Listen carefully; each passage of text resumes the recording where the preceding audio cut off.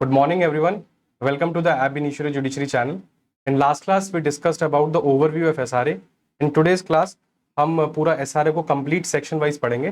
तो स्टार्ट करते हैं. आप लोग अपना बेयर एक्ट अपने सामने लेके बैठिएगा, जिससे कि जो भी चीज़ें मैं बताऊंगा आप उसको इजीली कनेक्ट कर पाएं.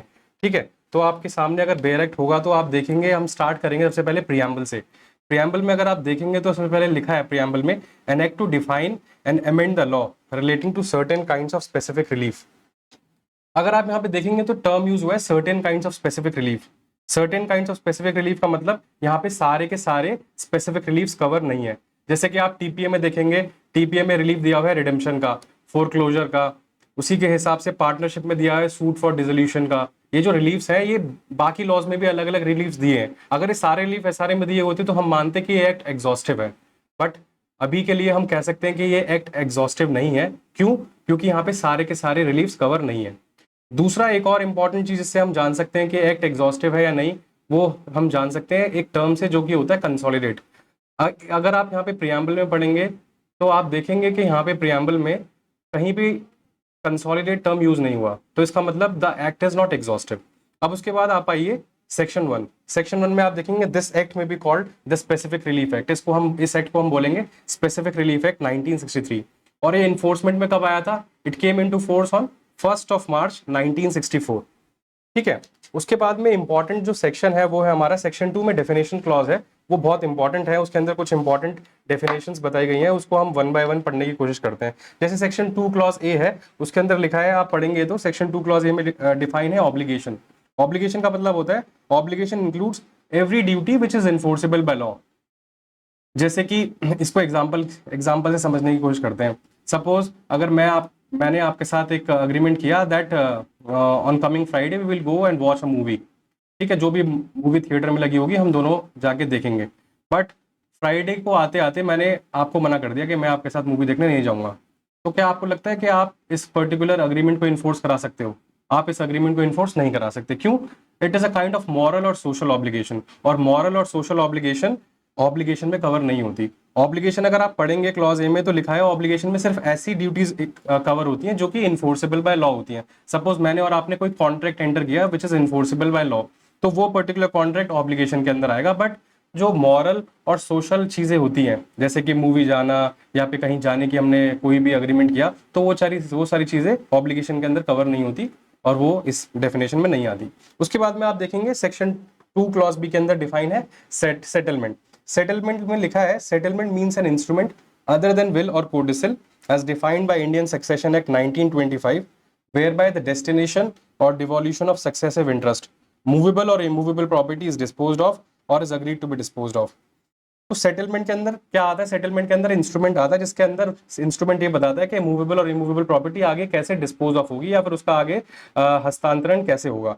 बट इसके अंदर एक इंपॉर्टेंट चीज है जो पीटी के अंदर क्वेश्चन बनता है, वो ये बनता है कि सेटलमेंट के अंदर विल या फिर कोडिसल नहीं आता. तो ये क्वेश्चन बन सकता है पीटी के अंदर कि what things are not covered under settlement. तो आंसर होगा विल और कोडिसल. अब विल तो हम सबको पता है विल क्या होता है. एक टेस्टामेंट्री डॉक्यूमेंट होता है, जब टेस्टेटर मर जाता था उसके मरने के बाद इन्फोर्स में आता है. बट कोडिसल एक अलग टर्म है जो कि बच्चे ज्यादातर नहीं सुनते. कोडिसल भी एक विल ही होता है, बट विल का एक सप्लीमेंट्री पार्ट होता है. जो चीजें आपने विल में नहीं लिखी तो एक एडिशनल पेज अटैच करके आप वो सारी चीजें कंडीशंस उस एडिशनल पेज में रिकॉर्ड कर देते हैं, तो उसको हम कोडिसल बोलते हैं. उसके बाद में सेक्शन 2 क्लॉज सी देखेंगे हम. सेक्शन 2 क्लॉज सी में क्या लिखा है? सेक्शन 2 क्लॉज सी में ट्रस्ट लिखा है.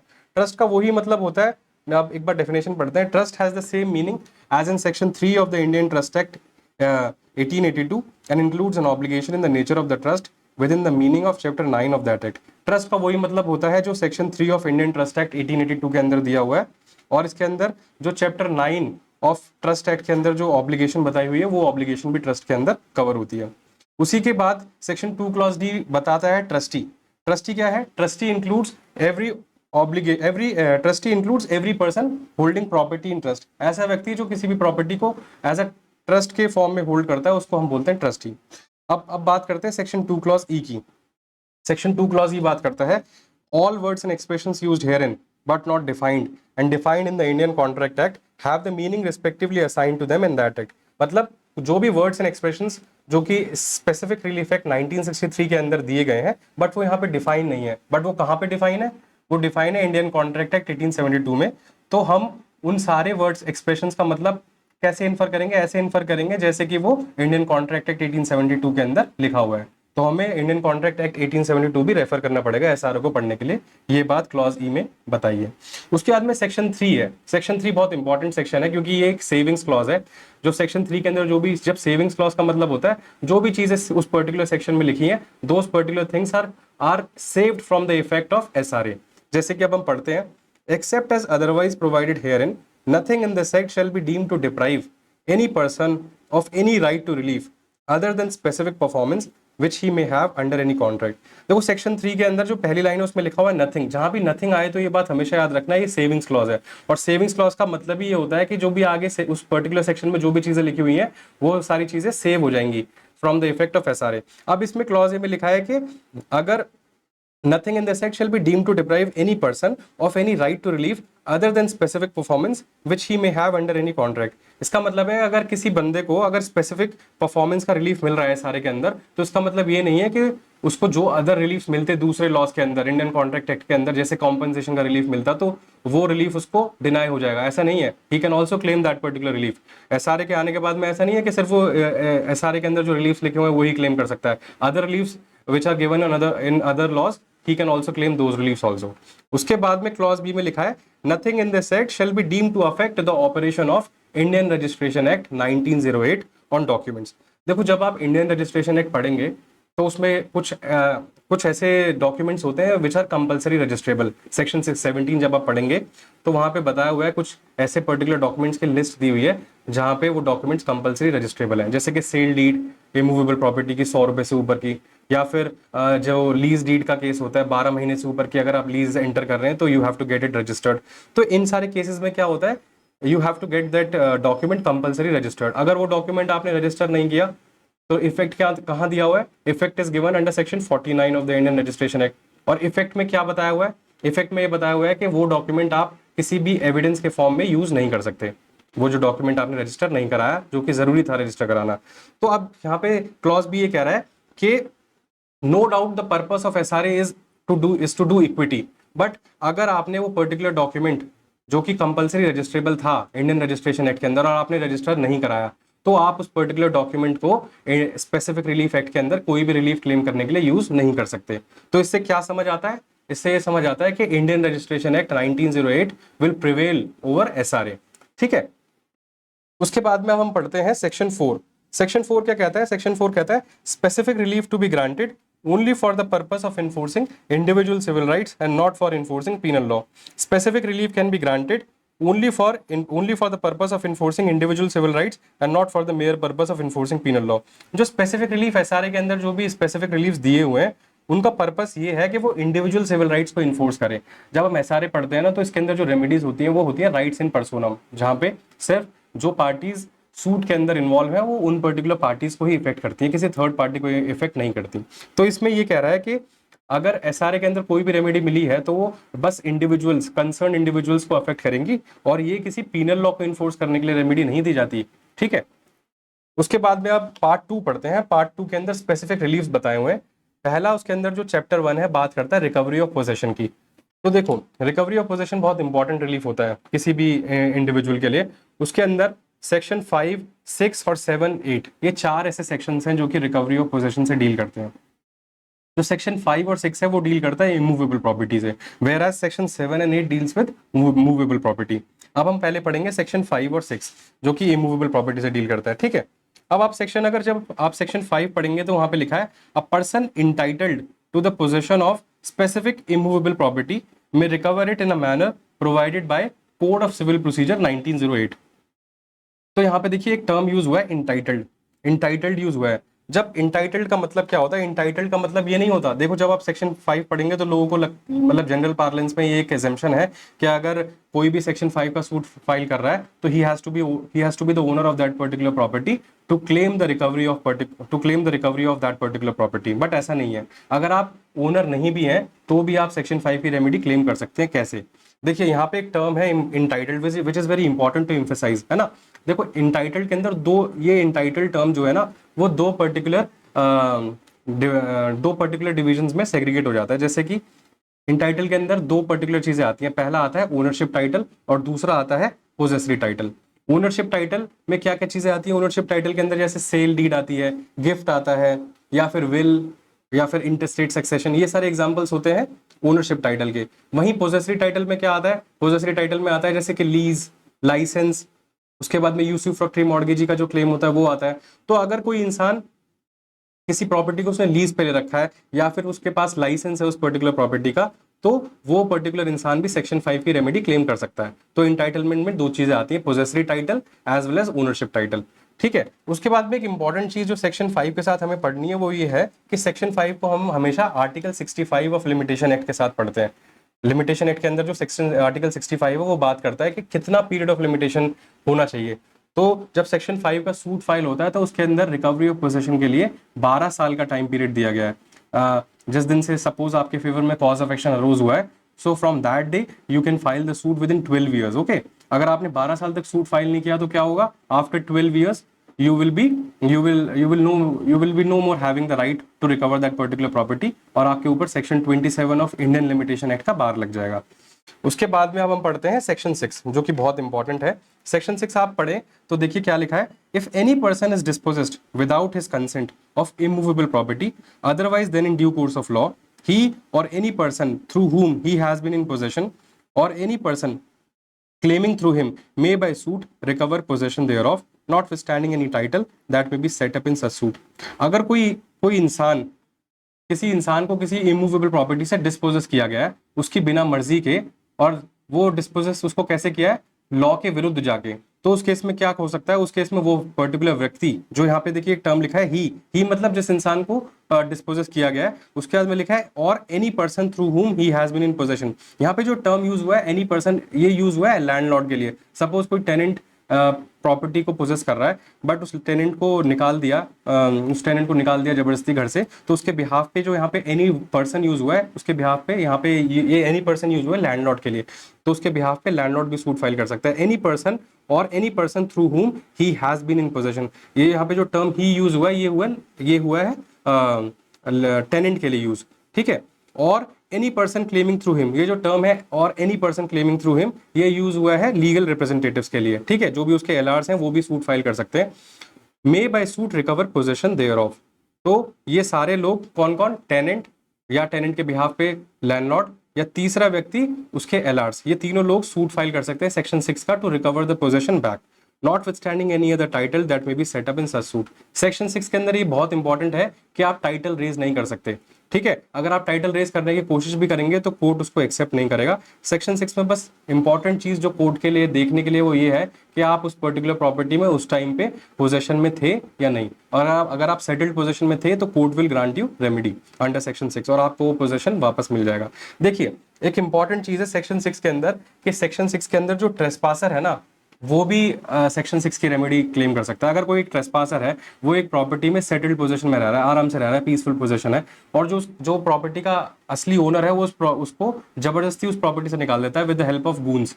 ठीक है, तो यहाँ पे जो ट्रेसपासर है, he can very well go to the court of law and claim the remedy under section 6, क्योंकि उसको जबरदस्ती प्रॉपर्टी से निकाला गया है। अगर असली जो उसका रियल ओनर था प्रॉपर्टी का, वो चाहता तो ये कर सकता था कि ही can very well file the suit under section 5, और सेक्शन 5 में वो ये दिखा सकता था कि that I have the ownership title और आप मुझको इस प्रॉपर्टी का पोजेशन दीजिए, बट उसने जबरदस्ती उस प्रॉपर्टी से ट्रेसपासर को निकाला, तो ट्रेसपासर सेक्शन 6 के अंदर सूट फाइल करके अपनी पोजेशन वापस ले सकता है। बट ये बात हमेशा याद रखिएगा कि जो सेक्शन 6 के अंदर जो भी रेमेडी किसी भी व्यक्ति को मिलती है वो एक टेम्परेरी रेमेडी होती है। क्यों? क्योंकि वो उस प्रॉपर्टी का ओनर तो है नहीं और उसको प्रॉपर्टी की पोजेशन वापस मिल गई, तो जो रियल ओनर है he can always file the suit under section 5 and he can recover the possession. तो क्या होता है, सेक्शन 6 की जो रेमेडी होती है वो होती है टेम्परेरी रेमेडी होती है। ठीक है, अब एक और इंपॉर्टेंट चीज है, जो अब आप सेक्शन 6 सबसेक्शन 2 पढ़ेंगे तो वहां पे लिखा हुआ है no suit under this section shall be brought after the expiry of 6 months from the date of possession. मतलब जो आपका लिमिटेशन पीरियड सेक्शन 6 के अंदर दिया हुआ है वो 6 महीने का दिया हुआ है। सपोज अगर किसी ने मुझे आज प्रॉपर्टी से बाहर निकाल दिया तो मैं 6 महीने के अंदर अंदर सूट फाइल कर सकता हूँ। अगर मैं 6 महीने के अंदर अंदर कोर्ट के सामने नहीं गया तो ये पर्टिकुलर रेमेडी मुझे नहीं मिलेगी। उसके बाद में क्लॉज बी क्या कहता है, nothing, no suit under this section shall be brought against the government. कोई भी सूट जो सेक्शन 6 का होता है वो किसी भी सरकार के अगेंस्ट फाइल नहीं हो सकता। उसके बाद में जब आप सेक्शन 3 पढ़ेंगे तो लिखा है no appeal shall lie from any order or decree passed in any suit instituted under this section nor shall any review of any such order or decree be allowed. तो सब सेक्शन 3 क्या कह रहा है, कोई भी appeal file नहीं हो सकती, सेक्शन 6 के अंदर जो डिक्री आएगी उससे कोई भी अपील फाइल नहीं हो सकती, और ना ही उस डिक्री या ऑर्डर का रिव्यू हो सकता। ठीक है। सब सेक्शन 4 क्या कह रहा है, nothing in this section shall bar any person from suing to establish his title to such property and to recover possession thereof. जो मैं भी आपसे बात कर रहा था वही सब सेक्शन 4 में लिखी है कि सपोज एक ट्रेसपासर है, उसने सेक्शन 6 की रेमेडी क्लेम करके उसने वापस से पोजेशन को रिकवर कर लिया, बट इसका मतलब ये नहीं है कि जो जो real owner of the property है वो सेक्शन 5 के अंदर सूट नहीं लेके आ सकता। ही can very well bring the suit under section 5, और वो सूट सेक्शन 5 के अंदर सूट फाइल करके दिखा सकता है कि मैं ओनर हूं, और वापस से वो रिकवरी क्लेम कर सकता है जो रियल ओनर है। ठीक है। उसके बाद में अब हमारा सेक्शन 5 और सेक्शन 6 तो हो गया। उसके बाद में हम बात करते हैं सेक्शन 7 की। सेक्शन 7 और सेक्शन 8 इसके बारे में डील करता है, ये रिकवरी ऑफ मूवेबल प्रॉपर्टी के बारे में बात करता है। अब आप सेक्शन 7 जब आप पढ़ेंगे तो यहाँ पे क्या लिखा है, a person entitled to the possession of specific movable property may recover it in a manner provided by code of civil procedure 1908। तो यहाँ पे जो टर्म इंटाइटल्ड यूज हुआ है, यहाँ पे भी इंटाइटल्ड जो यूज हुआ है, यहाँ पे भी इसके दो मतलब है इंटाइटल्ड के।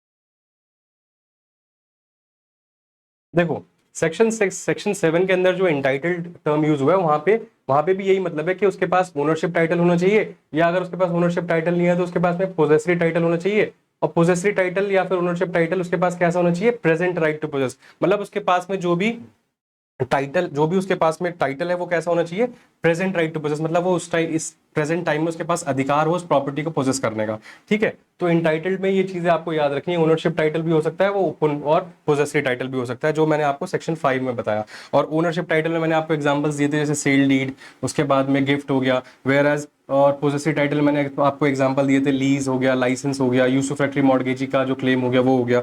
ठीक है। अब हम सेक्शन 7 के अंदर हम एक्सप्लेनेशन 1 की बात करते हैं। देखो, एक्सप्लेनेशन 1 क्या कह रहा है कि a trustee may sue under this section for the possession of movable property to the beneficial interest in which the person for whom his trustee is entitled. मतलब अगर इसको हम एक नॉर्मल लैंग्वेज में समझने की कोशिश करें तो यहाँ पे ये कह रहा है कि अगर कोई ट्रस्टी है वो अपने बेनिफिशियरी के बिहाफ पे सूट फाइल कर सकता है, किस लिए, to recover the possession of movable property. ठीक है। अब हम बात जो, और इसके अंदर एक और चीज याद रखना, जो ये ट्रस्टी जो है ना, ये सीपीसी के अंदर ऑर्डर 31 के अंदर डील हुआ है। उसके बाद में अब हम बात करते हैं एक्सप्लेनेशन 2 की। जब आप एक्सप्लेनेशन 2 देखेंगे तो एक्सप्लेनेशन 2 में क्या लिखा है, एक्सप्लेनेशन 2 में लिखा है a special or temporary right to possess, a special or temporary right to the present possession of movable property is sufficient to support a suit under this section. मतलब अगर आपके पास में कोई स्पेशल या टेम्पररी राइट है to the present possession of immovable property, तो भी आप सूट फाइल कर सकते हैं। जरूरी नहीं है आप उस प्रॉपर्टी के ओनर ही हो हमेशा। अगर आप उस प्रॉपर्टी के ओनर नहीं है तब भी आप सेक्शन 7 का सूट फाइल कर सकते हैं। जैसे कि एक एग्जांपल के तौर से समझते हैं, सपोज मेरे पास एक प्रॉपर्टी है, मैंने आप जूलर हैं और मैंने आपको एक प्रॉपर्टी गिरवी रख दी। उसके बाद में अगर वो प्रॉपर्टी आपसे कोई थर्ड पर्सन जबरदस्ती छीन के भाग जाता है, तो आप यहाँ पे आपके पास उस प्रॉपर्टी को, उस ज्वेलरी को पोजेस करने का अधिकार था फॉर द टाइम बिंग। तो अब आप यहाँ पे as a pawnee you can very well bring the suit under section 7 to bring to recover the possession back of that particular jewellery.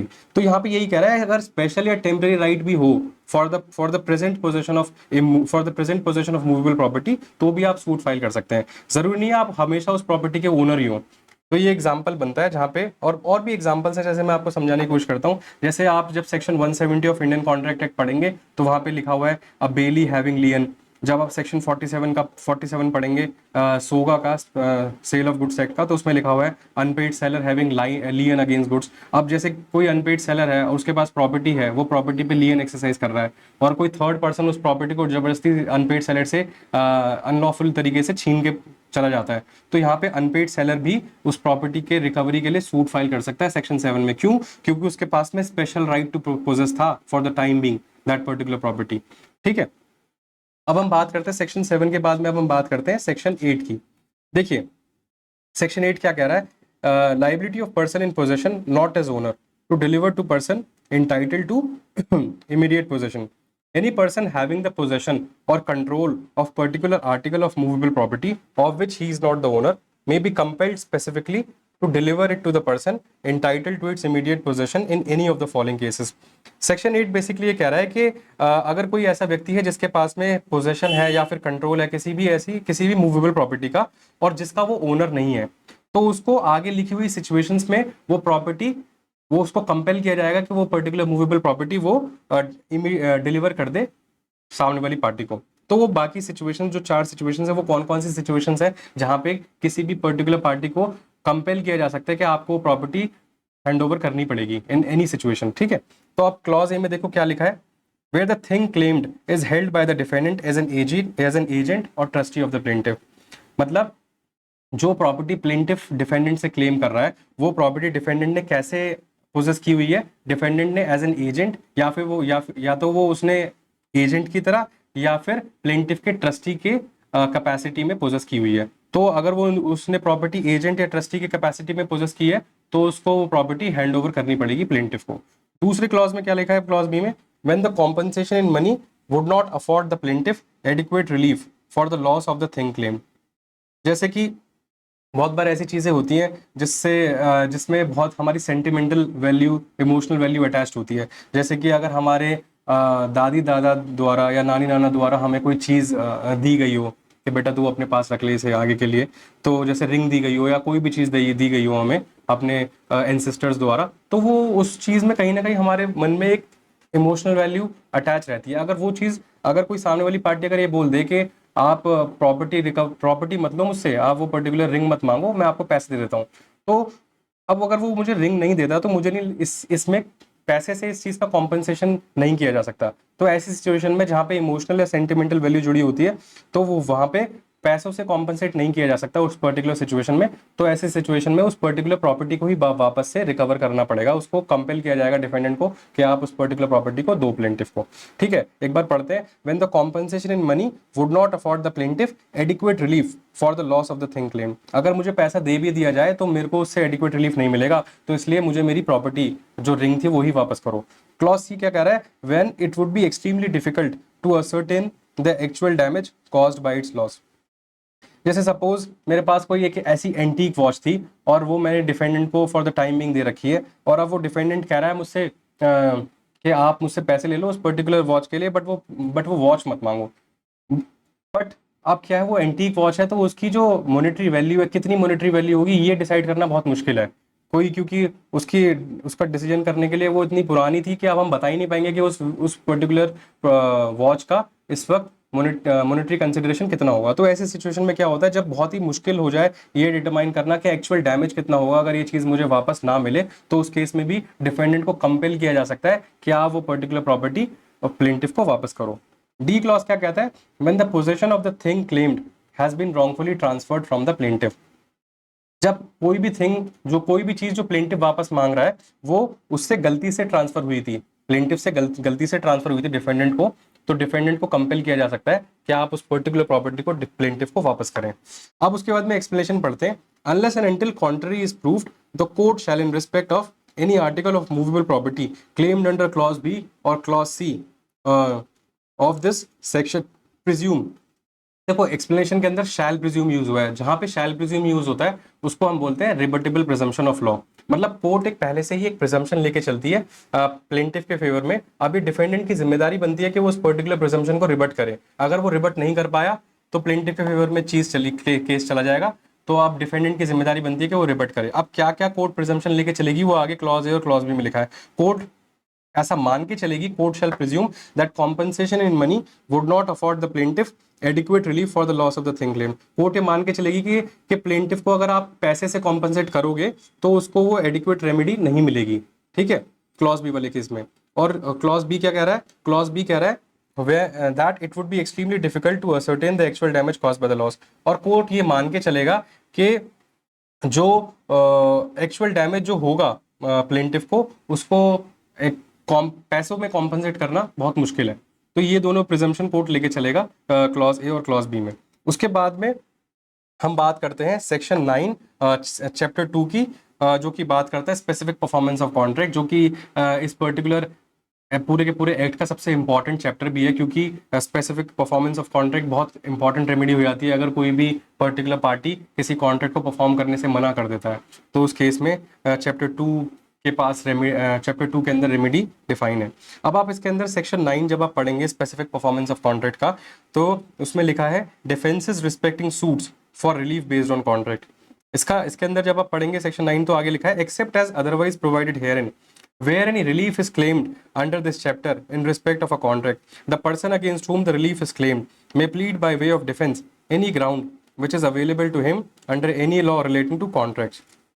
मतलब सपोज मैं यहाँ पे जो टर्म यूज हुआ है relief, any relief, where any relief is claimed under this chapter, तो यहाँ पे जो टर्म रिलीफ वो यूज हुआ है, ये यूज हुआ है स्पेसिफिक परफॉर्मेंस के लिए। Suppose I am plaintiff and I am claiming specific performance of a contract against you, ठीक है। तो अब जो डिफेंडेंट है वो क्या कह सकता है, डिफेंडेंट अपने फेवर में कुछ डिफेंसेस क्लेम कर सकता है। और वो डिफेंसेस क्या क्या हो सकते हैं, वो डिफेंसेस ऐसा हो सकता है जैसे मैंने बोला स्पेसिफिक परफॉर्मेंस कराओ इस कॉन्ट्रैक्ट का, तो डिफेंडेंट अपने फेवर में डिफेंस ले रहा है कि कॉन्ट्रैक्ट ही कंक्लूड नहीं हुआ था तो स्पेसिफिक परफॉर्मेंस कैसे होगा। या डिफेंडेंट कह रहा है कि फ्रस्ट्रेट हो गया था कॉन्ट्रैक्ट फ्रस्ट्रेट हो गया था section 56 of the Indian contract act के अंदर। या डिफेंडेंट कह रहा है कि कॉन्ट्रैक्ट वॉइडेबल है। वॉइडेबल कैसे है कि वो section 15, 16, 17, 18, 19 of the Indian contract act वाली सिचुएशन के अंदर फॉल कर रहा है। तो अगर डिफेंडेंट ये सारी सिचुएशंस अगर वो प्रूव कर देता है कि कॉन्ट्रैक्ट कंक्लूड नहीं हुआ था, वॉइडेबल कॉन्ट्रैक्ट है या फ्रस्ट्रेशन वाली सिचुएशन है, तो उस केस में प्लेंटिफ को स्पेसिफिक परफॉर्मेंस नहीं मिलेगा। सेक्शन 9 बेसिकली डिफेंसेस की बात करता है कि डिफेंडेंट क्या क्या डिफेंस क्लेम कर सकता है अपने फेवर में। उसके बाद में बात करते हैं सेक्शन 10 की। सेक्शन 10 बात करता है specific performance in respect of contract. Section 10 क्या कहता है कि देखिए सेक्शन 10 बहुत इंपॉर्टेंट बन गया 2018 अमेंडमेंट के बाद। 2018 के अमेंडमेंट से पहले specific performance of contract was not a statutory remedy, it was a discretionary remedy, because before 2018 amendment the term which was used under section 10 was may, and after 2018 amendment it was replaced with shall। तो मे जब अगर कहीं भी मे use होता है तो उसकी interpretation करते टाइम कोर्ट के पास डिस्क्रिशन आ जाता है कि whether to grant that particular remedy और नॉट। बट जब कहीं भी शैल यूज हो जाए तो कोर्ट के ऊपर एक मैंडेटरी ऑब्लिगेशन आ जाती है कि आपको ये पर्टिकुलर रेमेडी देनी ही पड़ेगी अगर उस पर्टिकुलर केस में वो सिचुएशन अराइज हो रही है। तो अब हम सेक्शन 10 देखते हैं। The specific performance of contract shall be enforced by the court subject to the provisions contained in section 11 clause 2, section 14 and section 16। मतलब जनरल रूल यही है कि court specific performance of contract की रेमेडी को enforce कराएगा ही कराएगा। But अगर situation exceptions दे रखे हैं section 11 clause 2, section 14 and section 16, अगर सिचुएशन 11 क्लॉज 2, 14 और 16 की है तो उस केस में स्पेसिफिक परफॉर्मेंस नहीं होगा। But as a general rule court have to grant the remedy of specific performance. उसी के बाद में हम बात करते हैं सेक्शन 11। सेक्शन 11 बात करता है ट्रस्ट के केसेस में कोर्ट स्पेसिफिक परफॉर्मेंस कैसे ग्रांट करेगा। देखते हैं। Except as otherwise provided in this act, the specific performance of contract shall be enforced when the act agreed to be done is in the performance wholly or partly of the trust। अगर कोई ऐसा कोई trust है और trust को enforce कराने के लिए स्पेसिफिक परफॉर्मेंस कराना है तो court section 11 clause section 11 sub section 1 के अंदर specific performance of the contract को इन्फोर्स कर देगा। ठीक है, क्यों? क्योंकि it was in the performance of trust. उसके बाद में सबसेक्शन 2 बात करता है contract made by trustee in excess of his powers or in breach of the trust cannot be specifically enforced. अगर कोई ट्रस्टी है और वो अपनी पावर्स को एक्सीड कर रहा है या फिर वो ट्रस्ट को ब्रीच कर रहा है, ऐसे दोनों केसेस में उसके फेवर में ट्रस्टी के फेवर में स्पेसिफिक परफॉर्मेंस ग्रांट नहीं हो सकता। अब आज हमने सेक्शन 11 तक पढ़ा है। नेक्स्ट क्लास में हम जो इसके बाद में नेक्स्ट कमिंग क्लास होगी उसके अंदर हम सेक्शन 12 से स्टार्ट करेंगे। ठीक है, तो तब तक के लिए thank you so much. Next class में हम मिलते हैं। Good bye.